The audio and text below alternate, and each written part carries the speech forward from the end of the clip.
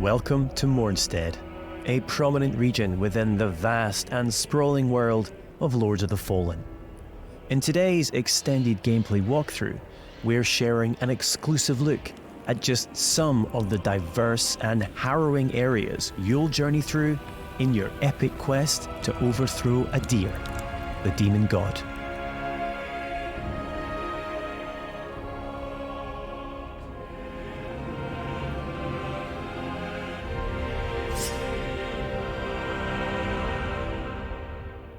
This is Skyrest Bridge. It is guarded by Pieta, she of the Blessed Renewal, one of the game's early boss encounters. We must triumph against her in order to proceed with our holy charge to restore radiance to the 6 beacons of the Sentinels and thwart Adir's uprising. O holy Aureus, by your radiance grant me the strength to continue to endure these dark days, to lay bare the path to salvation. And yet you now appear before me, a stranger, a betrayal made flesh, and one I cannot brook.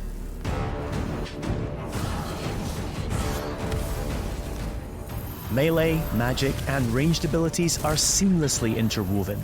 Alongside standard attacks, you can choose between catalysts, bows, crossbows, or throwables, mapping up to 4 additional magic or ranged skills to your controller for immediate access. This rapidly speeds up combat and reduces the need to swap between options. As with many of the imposing bosses you'll encounter, Pieta has 2 very distinct stages.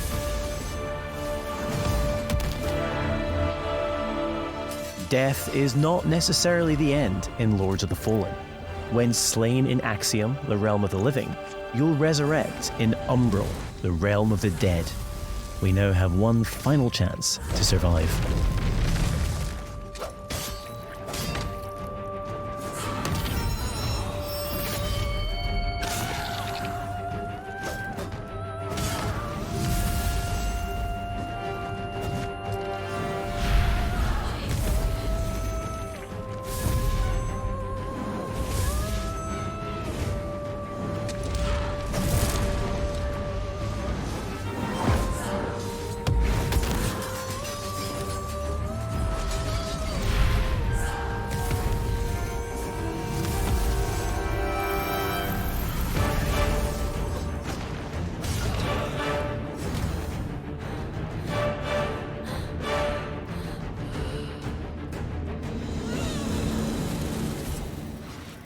Though few and far between, these flowers denote special patches of ground upon which we can spawn a resting point, known as a vestige seedling. These come at a significant resource cost, however, and we can only spawn 1 at a time. The realms of Axiom and Umbral exist in parallel. Each world features its own unique pathways, enemies, characters, and, of course, treasures. We can now use this crafted vestige to return to Axiom.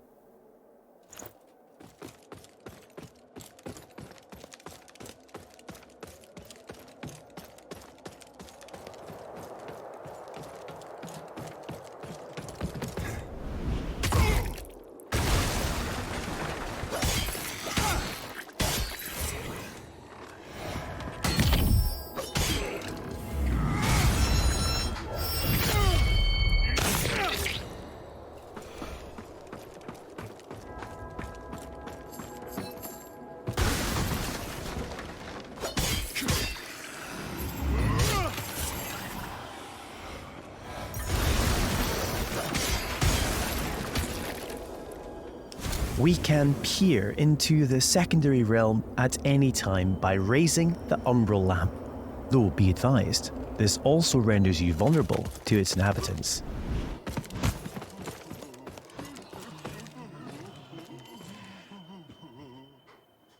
We will now use the lamp to cross over to Umbral, though doing so will consume 1 of our 2 lives, and it isn't so easy to return to the world of the living.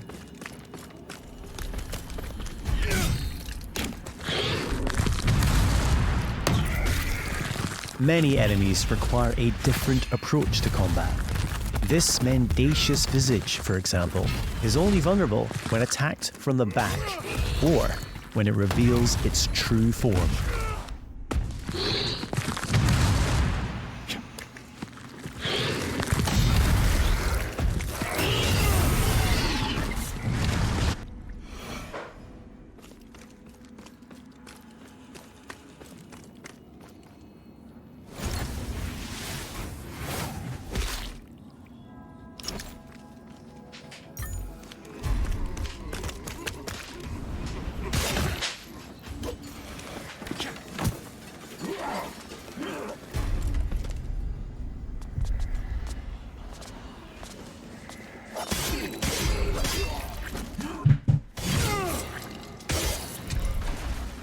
You'll also come across permanent vestiges on your travels.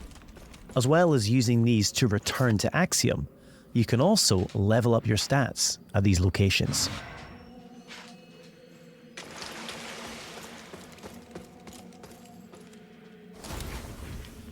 Three schools of sorcery can be mastered: Rogar, Radiant, and Umbral, each specializing in a different area of the arcane and requiring a different catalyst to cast.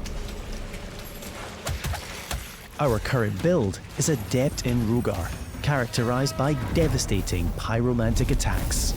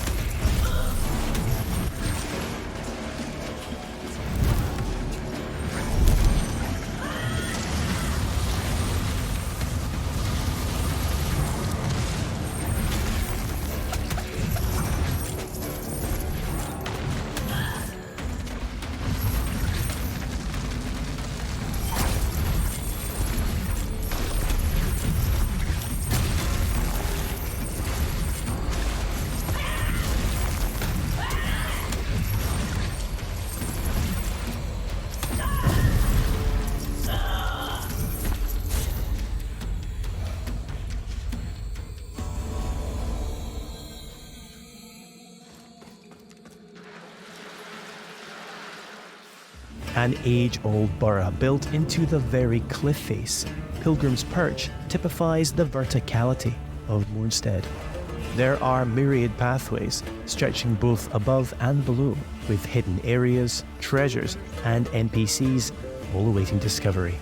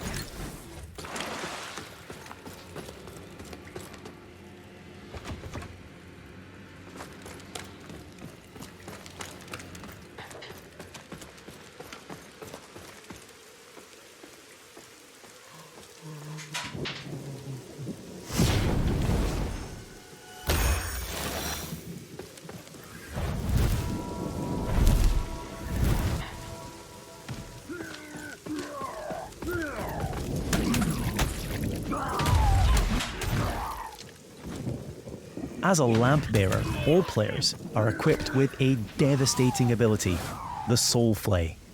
By using one of a limited number of soul charges, we are able to extract the very soul of an enemy, ready to inflict significant damage.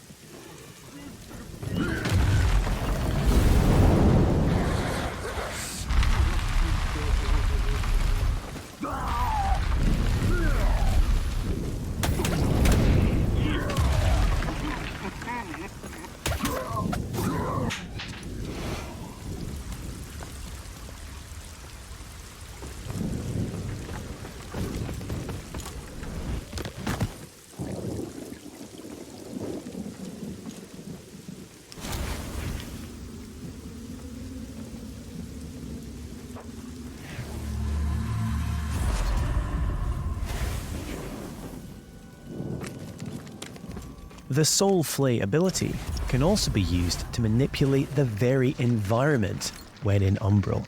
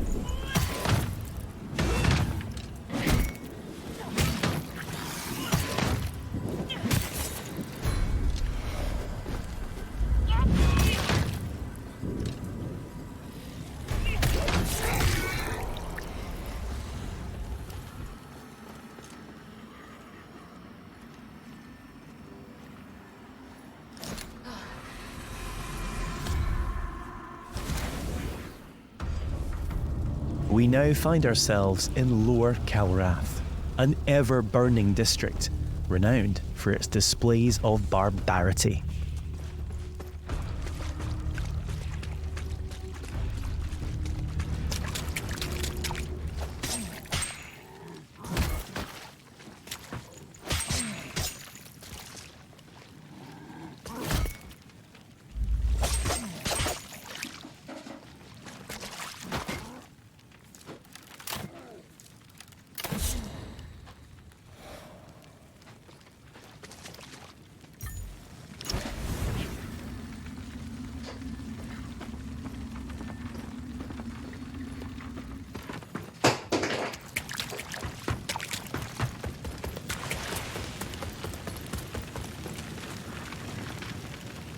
We're now going to invite a second player to join us on our journey. This is easily achieved at any of the vestiges. You can choose to fight alongside a friend or a randomly selected player. Either way, your co-op companion will remain at your side for as long as you or they choose. As a Radiant Sorcerer, our ally is able to buff either character with various enhancements.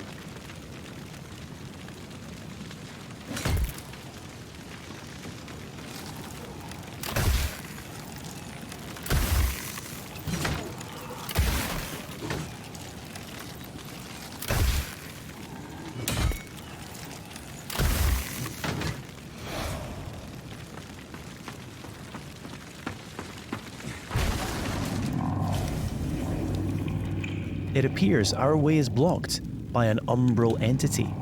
We will need to track its tendrils in order to locate and expel the source of its power.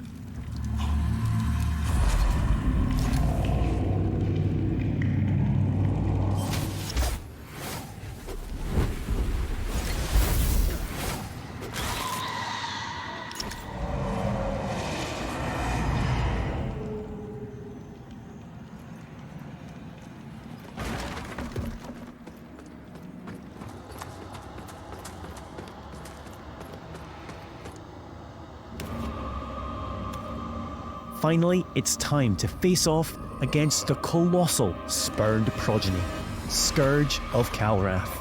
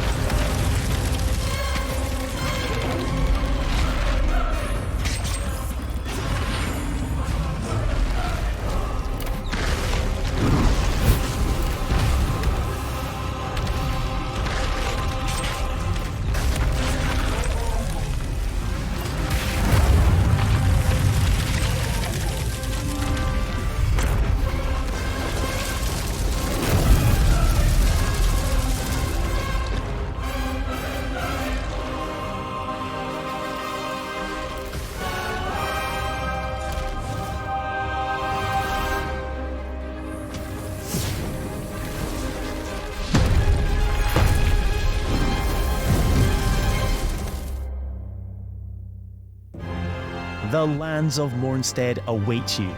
Pre-order Lords of the Fallen now and prepare to unleash the darkness on Friday the 13th of October.